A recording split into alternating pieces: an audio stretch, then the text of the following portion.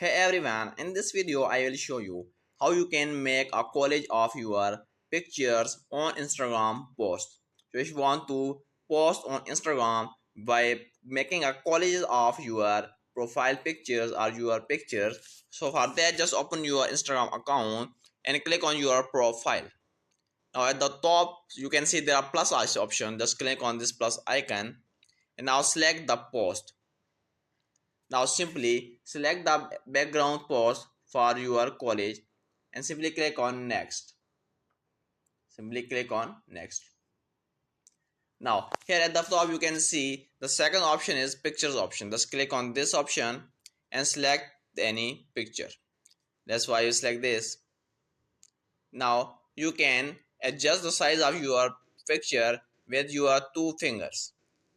So this is my first pictures. Now again I will repeat this process. Again click on this option. Now I will select the other pictures, and here you can see this is my second picture.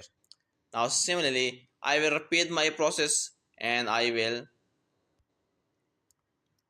in this way I can make a query of my pictures. Now after adding all the pictures, just simply click on next, and now simply write caption and